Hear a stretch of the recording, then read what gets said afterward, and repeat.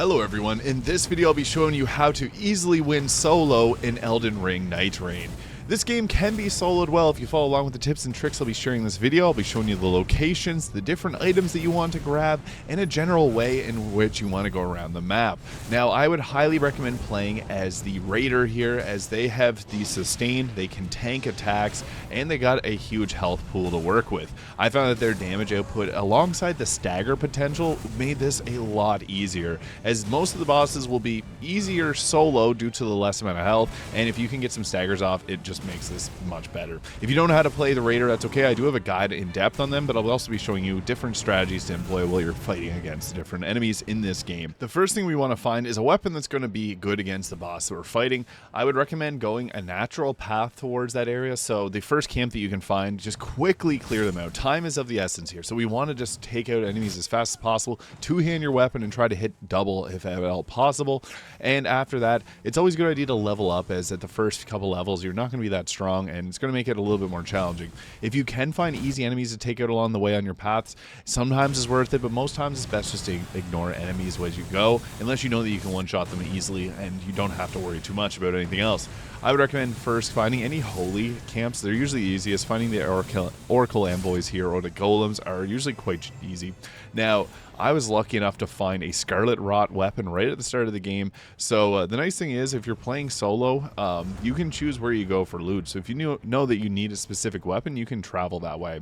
I'm always being mindful of a pathing way that's going to allow me to make my way to the castle at around level 4. So we're level 3 here, so I just want to fight against this encampment. Using the retaliate from the Raider here is really good because you tank damage while doing it. You'll see a whirlwind around your character whenever you're able to do it and do extra damage with it. So always use that whenever you see your character get like wind around them. You can also use your ultimate there to kind of do some damage and also stun the boss. So I'd recommend using both of those. So level 3 able to take down the lion, which usually is pretty challenging. Luckily, found another rotten great axe, but if you can find increased flask restoration, those are also very good. So that can be tempting to take, but if you can get dual status weapons, this goes for any character, not just the Raider. Status weapons are huge, especially Scarlet Rot, as the damage over time allows you to play more defensively, and if you can proc it at the start, that's good. So we're first going here to the castle, and I would recommend starting off by just going right to the center, fighting whatever's up top. Go until you know you're going to be low on health potions. There's going to be a fight down in the basement, and that's going to give us a grace so that we can level up as well as reclaim our health potions here. So again, just using all the tools at your disposal here to just deal with the enemies here. There's going to be either Banished Knights, the Crucible Knights, or Trolls. If it's Trolls, it kind of sucks, but the Crucible Knights, I would say, are the best. They give the most runes. But Banished Knights are also pretty solid as well. It's all RNG based, so you're just going to want to clear this out as much as possible. I'm down to 1 flask here, and then had to go down to the basement to fight against this enemy here. You can get flask upon taking out enemies, though. So I got a Royal Revenant here, which is kind of challenging solo because they do attack multiple times quickly in a row, so you can't really get a gap from them, and they can also turn invisible and do a shrieking attack. But they have weak posture, and that's where the Raider really succeeds, is breaking posture. I like to do a lot of jump attacks, and if you have 2 colossal weapons there, pressing L1 will allow you, or the left bumper will allow you to do that attack there where you attack with both weapons. So I'm constantly doing jump attacks with that and trying to follow up and get another attack in afterwards, because you can do a lot of posture damage with that. Now, Totem Stella here, you increase your damage while you're fighting alongside it, but you can also use it defensively. Like, you can hide from an enemy if you need to drink a flask there like I did, or you can also climb up on top of it to get easy jump attacks in. You can see here, again, easy to break posture on enemies, so you're likely going to take them down twice. Now, if you can find a Wending Grace, that just gives you an extra life. I took it, and I didn't even need to use it in this, because you can get to a very high level pretty easily.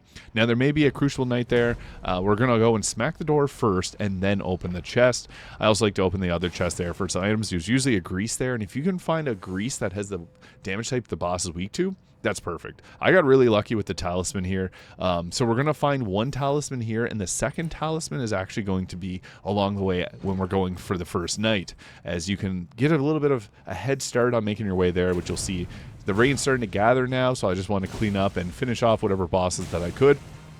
Typically when the rain starts gathering, you don't want to risk it too much. You can also find things on the way there. So I saw the storm coming and pushing inside the building.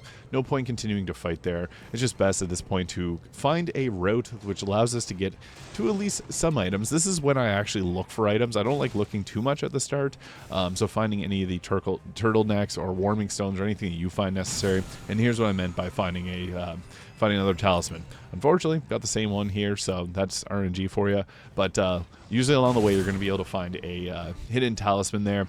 And I'm also trying to clear out a camp if possible on the way to the zone, but unfortunately wasn't able to finish them off. Now, the perfumers are actually kind of annoying. These are one of the few enemies that I find difficult on solo because you can't kind of distract them, but they are humanoid. Any humanoid type enemies, you can break their posture, so we're going to want to, try and do that if all possible. Now, the bell-bearing hunter is a pretty tough fight. I find the raider actually counters him pretty well because, again, posture break is super useful because you can knock him down there.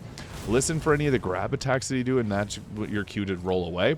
But again, Totem Stella is super useful, especially against humanoid type enemies. He did get stuck inside of it, and it was weird. Sometimes he will pop out whenever you jump off of it, but just trying to get as many hits in as possible because his posture is so low. And also I have a relic on that gives me health back upon successive attacks after after I got hit, so I can reclaim my own health and basically face tank. So that wasn't too bad. Bell-bearing hunter, however, if you see him in the castle, don't go there. Sometimes you get pretty crappy buffs at the end of night 1.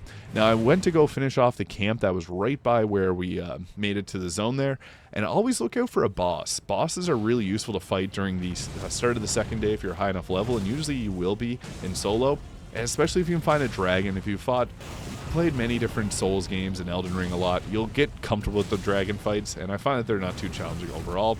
As again, Totem Stella is super useful for doing jump attacks and things like that, and just let the Scarlet Rot rip them away. But yeah, jump attacks there and just breaking your posture is literally the best friend solo play because you don't have to get hit whenever their posture is broken, and you can dish out damage and apply your statuses. So you can see there, we easily took down that.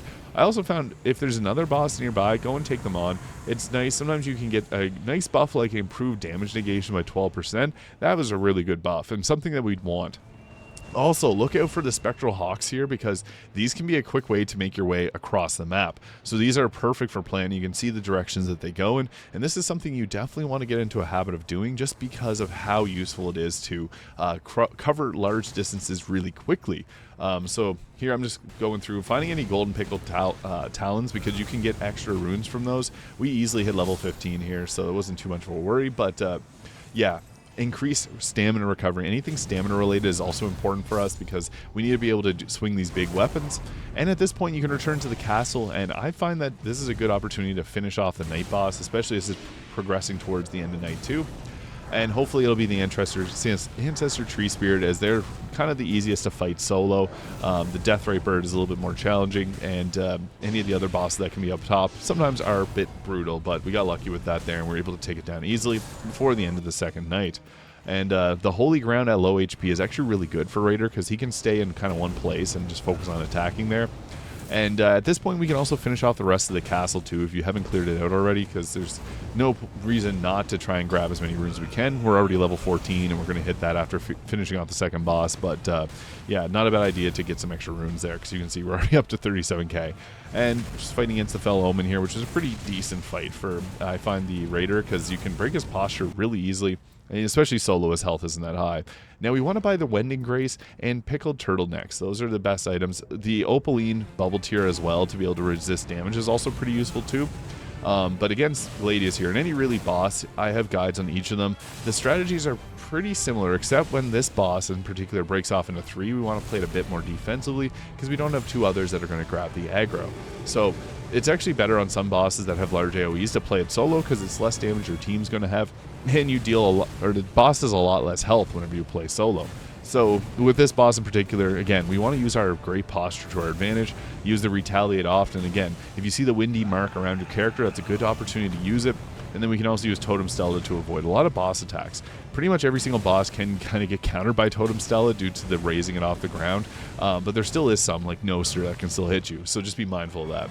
Now, jump attacks, again, are something, they do take more stamina, but posture break is worth it in my opinion. So that's how to easily solo in Elden Ring Nightreign. If you found this video useful, please hit the subscribe button below. Leave a comment if you have any questions, and I'll see you all in the next video. Have a great day.